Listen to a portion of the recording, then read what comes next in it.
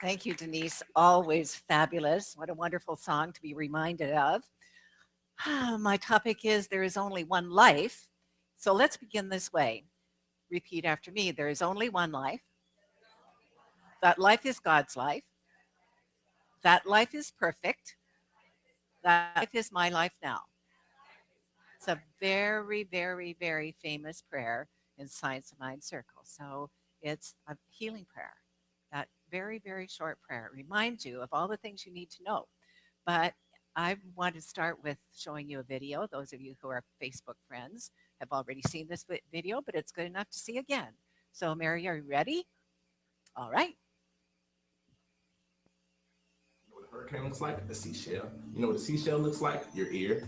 Did you know that you resemble a galaxy? 1.618 is known as the golden ratio, the mathematical value that is found throughout the universe that seems to hint towards a common factor between everything. The fingerprint of God. You know what a fingerprint looks like? The top of your head, inside of a head of cabbage. It seems that both your head and the head of cabbage were designed, perfectly, mathematically designed. But that would imply a designer. Is there a God? Where the atoms in your body are traceable to exploded stars in the sky. So physicist Dr. Neil deGrasse Tyson said that not only are you in the universe, but the universe is in you. You are literally stardust. The law of conservation of mass states that matter can be changed from one form into another. Mixtures can be separated or made, and pure substances can be decomposed, but the total amount of mass remains constant. In other words, the total mass of the universe is constant. Whenever matter undergoes a change, the total mass of the products of that change is the same as it was in the beginning. In fact, it is scientifically law, a fact, that your body mass has been here since the beginning of the universe. You are 13.8 billion years old. The time you've spent here on Earth is just how long you've been aware of your existence. But in actuality, you have been here since God said, "Let there be light." You said it with him. Are you God? Are you God?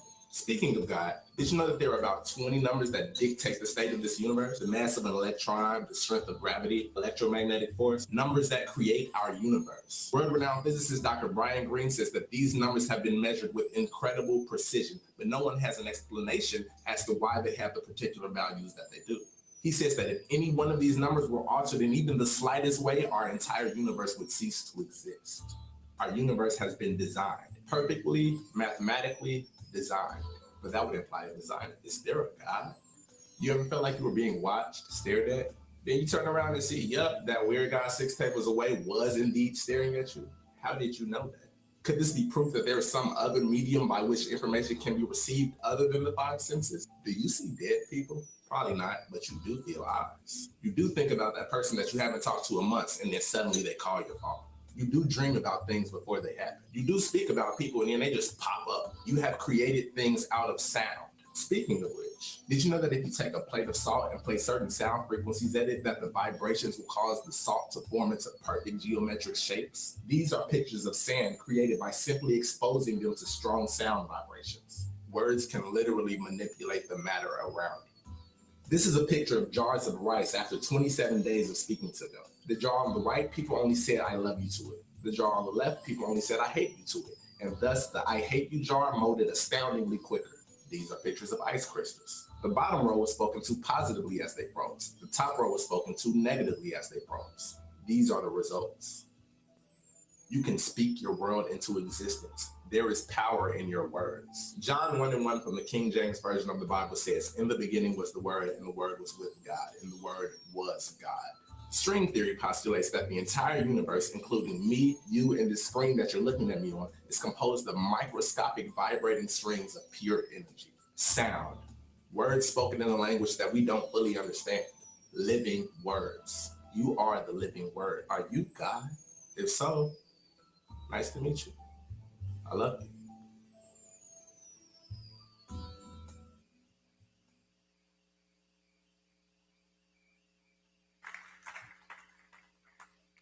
Tap yourself on the chest and say, I am God.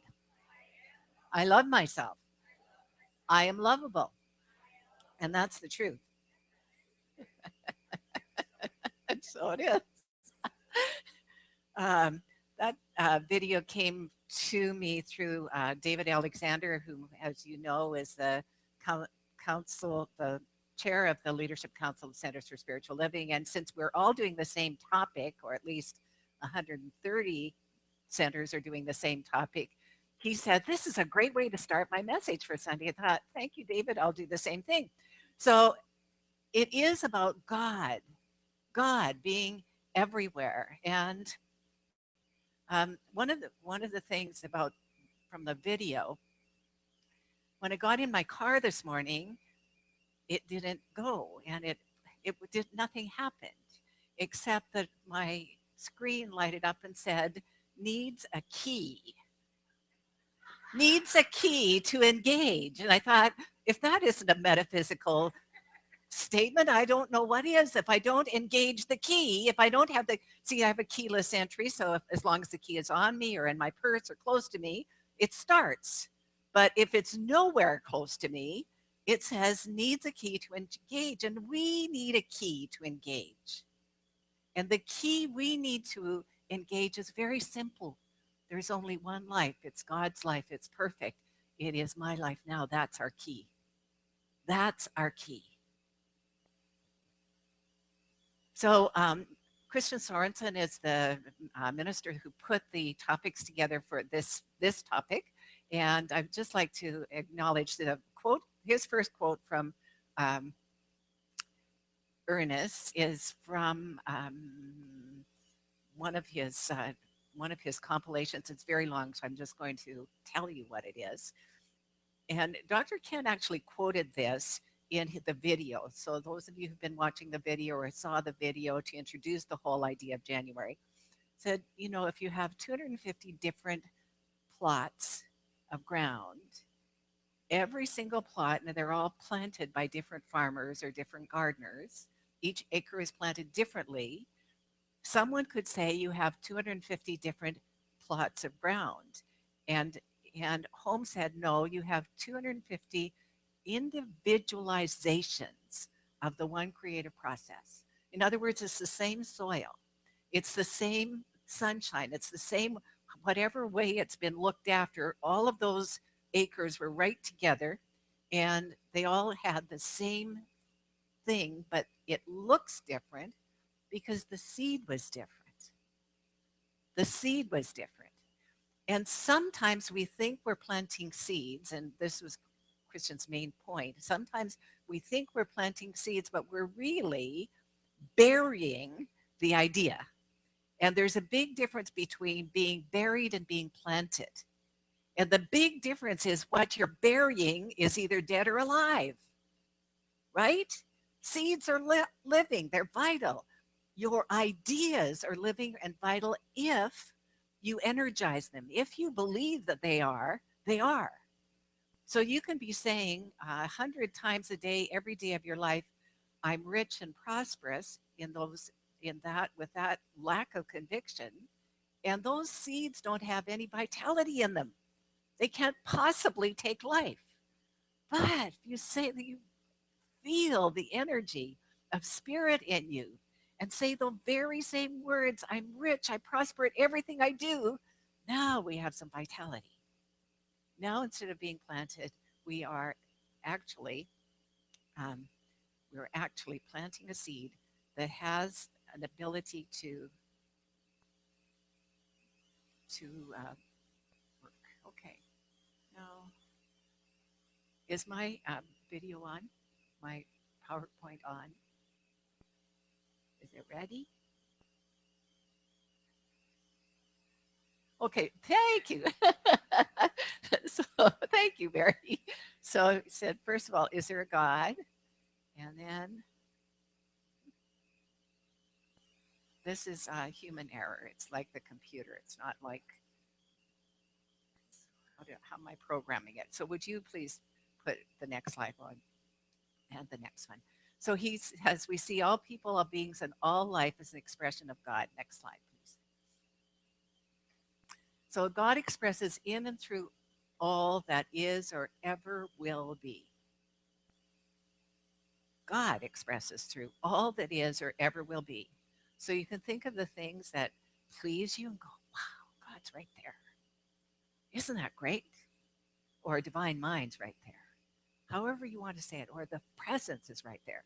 But you can also look at the things that do not please you. And God's right there. absolutely everything. So individualized plots of one creativity operating through the soil. So that was the quote from Holmes. Okay, spirit shows up through the creative process in all people, all beings, and all life. So the creative process, just for a little refresher, is what that video was about. When we speak our word, when we have an idea, we plant a seed in that fertile soil of divine mind, and its job is to bring forth. Its job is to bring forth that which is spoken. And it brings it forth by revealing the truth of it. So, so what seeds are you planting? Are you planting seeds of not enough, of depression, of loneliness, of tiredness, of exhaustion? Or are you planting seeds of joy and success and um, gratitude? I was telling I was telling Josh that I was going to be teaching a class this afternoon. Please leave the sound equipment on. He said, "What class are you teaching? Dance?" I said, "Yes, I'm teaching dance." I could. I might need a little training first, but I could. No, I'm teaching Prosperity Plus 2, and it is still open. You are welcome to come today, and then it's closed after that. Okay, the stream flows around us and through us, but spirit cannot drink for us. It's kind of like life is a banquet, but you have to get up and get it yourself. It's the same idea. It's everywhere present, but spirit can't force you to take what it is that you desire, that you say is yours. You have to say, yeah, that's for me. Think of something you really would like. Think of something really big you like, peace on earth, or even bigger, whatever that might be, and say, that's for me. Let's say that together. That's for me. It is for you, and it is for me. So there's a wonderful story about the necessity for us to be comfortable, hello, with failing. I'm comfortable. I'm comfortable. Um, and and the story is this young woman. It's yeah, it's some kind of feedback somewhere, but we have a front of house sound man looking after it. Okay, so anyway, the story goes about a woman who was brought up. She and her brother were brought up by their father. Once a week, would sit them down and say, "What have you failed at this week?" And if they hadn't failed at something, he was very disappointed. Really, he was very disappointed because he said, if you aren't failing, you're not risking, you're not trying new things, you're not stepping outside the box. When they had failed at something, they were greatly rewarded.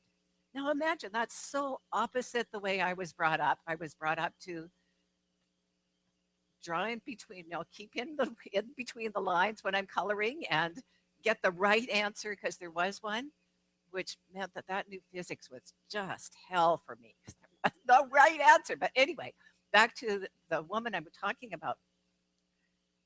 So she had developed the comfortableness, a comfort at thinking outside the box, at failing if need be. And one day she had a pair of white fitted pants and there was no underwear to go under it. So she just cut off a pair of pantyhose with the the kind that squeeze you in, and she invented Spanx. That invention, without $5,000 investment, became $1 billion company, not publicly traded. It's her own company. And why? Because she was willing to fail. Willing to fail, that she had been brought up in an atmosphere where it was healthy minded to fail. And anyway, so she was going to a party, she had a problem, and there she is with some of her Spanx products. So, what urges to express are you holding back? She wanted to go to a party in these pants, and they didn't look pretty with what she had to wear under them. Now, she cleverly used her mind. She had an urge, and she acted on it. What urges are you holding back? What divine ideas are you saying, oh no, it's too expensive? Or I might look foolish, or I might make a mistake, or I might not sound good, or some other such thing. Um, there's a story about a Christian denomination. Uh, I wonder, Josh, can you even hear this sound?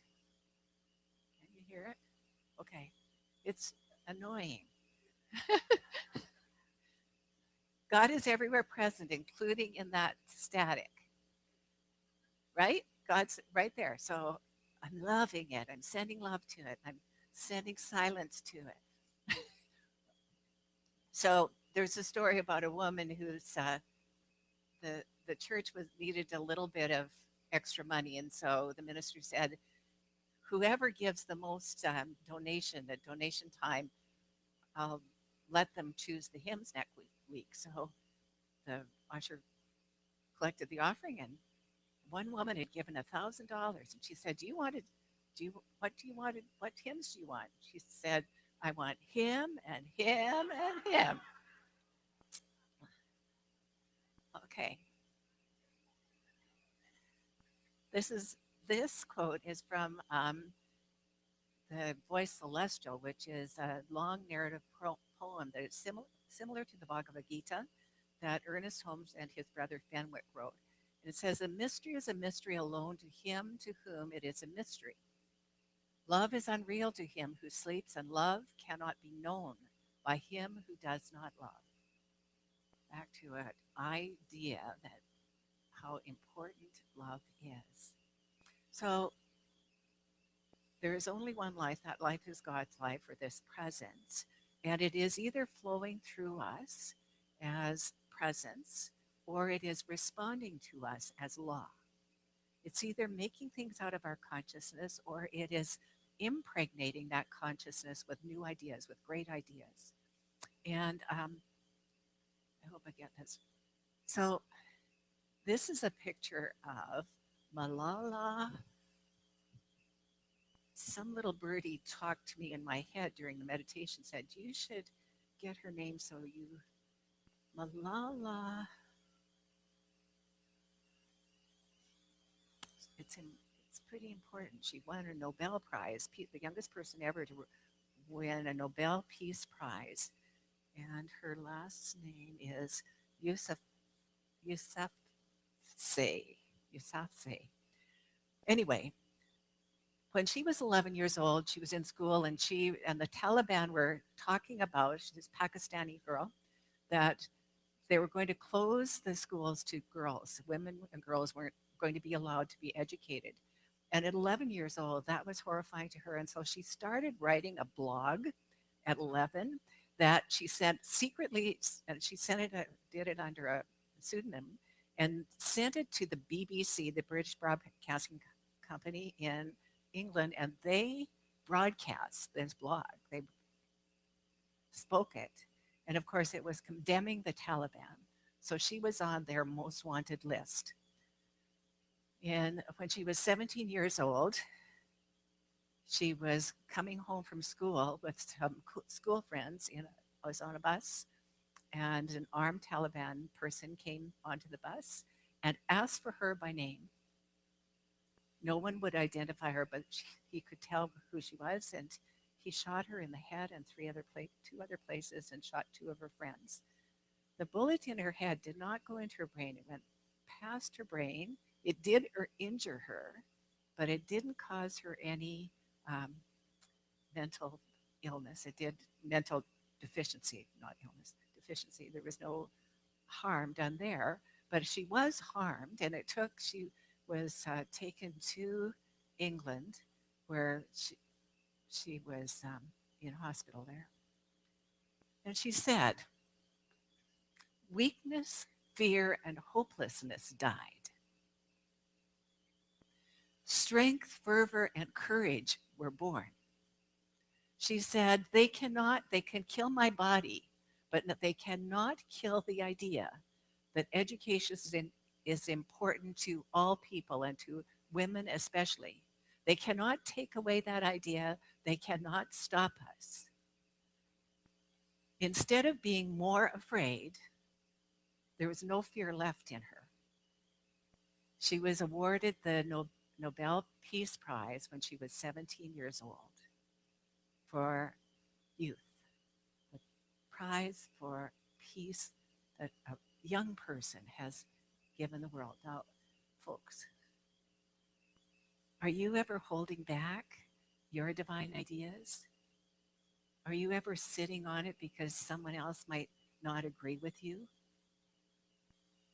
But what if the world needs your idea? What if, like Malala, that your idea is going to bless a whole bunch of people? And if you don't say your idea, those people wouldn't be blessed. It's really important to be who you've come here to be. Because as the video said, are you God? The answer is yes. You're made in the image and likeness of the one whose nature is love and who operates through perfect principle. Never wavering, always the same. Just always saying, yes, my beloved, yes, my beloved, yes, my beloved. This thing is everywhere present. It is in all. So, in the Prosperity Plus classes, we're spending a lot of time dreaming about what it is we want for ourselves.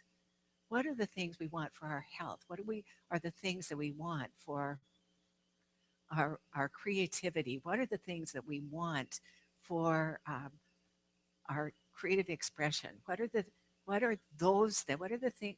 kinds of things that we want? She calls it money freedom. What do we want to do with our money? What's the good? Because money in itself isn't the answer. But what's the good? Whoever won that bill, I think there were 3 people that won that $1 billion. But so what's the good? There's all kinds of possible good from money. But see the good first. Don't follow me. See the good that you desire. So Divine Mind can fulfill your desires. Can say, yes, my beloved. See the good. Choose it for yourself and then choose, when you rise up, everyone around you sees that they too can rise up. Why? Because there's only one life and it's everywhere present in all things. As you're driving home today, bless the paradise we're living in. Don't just complain that it's a little too cold for us. It's 5 degrees colder than it should be. What? Give thanks for the beauty, for the goodness, for the wholeness surrounding you. So bless and praise all the things that you want more of in your life, and more of them there will be. It is a good life, and so it is. Thank you.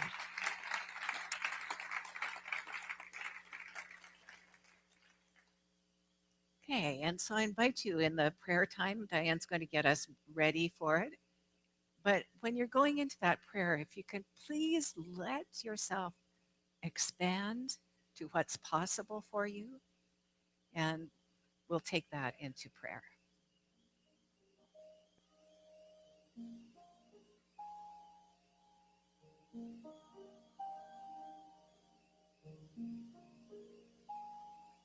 I am opening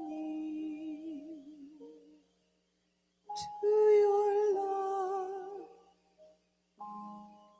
I am opening to your love. I am opening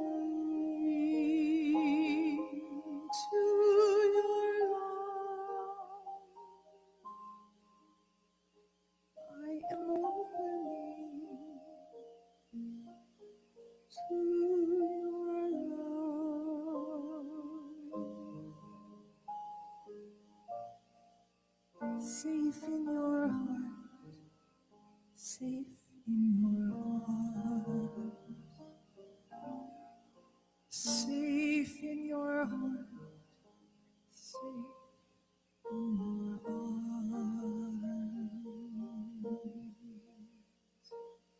I am opening to your love.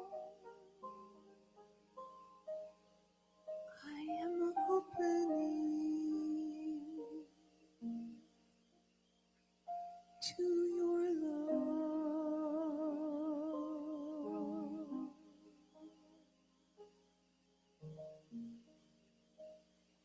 Opening to God's love. I speak these words in the first person. And if there are any that don't fit for you, just let them wash on by. But any that do fit for you, make them welcome. And this is what I know. I know that this one life that is God's life is whole, complete, perfect in every way. I know absolutely that there's no disconnect between me and spirit. I am one with that source of all supply. I am one with the power and presence of infinite good. And so I speak this word for myself and for each one who accepts greater good. What I know is this is the best day of my entire life. It's good and very good because I say it is. I claim it. I give thanks for it. This is a day filled with joy, filled with laughter, filled with connection, filled with friends. This is a day of my expanded consciousness. This is a day that I rise up into a new idea of myself, an infinite divine idea of myself, of the spiritual magnificence that I am. Today, I rise up into this wholesomeness and into this glory, into this magnificence. I know not only am I enough, not only do I have enough, and that there is enough, but I claim an abundance, an overflow of all good. There's more than enough for the I am that I am. There's a more than enough financial freedom for good, for seeds of good and well-being to be sown. There's more than enough financial flow and freedom to enjoy this beautiful life in this beautiful setting. There's more than enough health and vitality and energy and aliveness to circulate through the physical body, the mental body, that it's a healthy body with a healthy mind. There is more than enough love for every connection. There's more than enough love to fill my heart overflowing. I give that love. I am the love that I give. And I so gratefully say, thank you, God. Thank you, God, for all that I am, for all that I have, for this day. And with my heart filled with gratitude for all the good that is, I simply place this word in law. It is complete. And please join me to anchor it by saying, and so it is.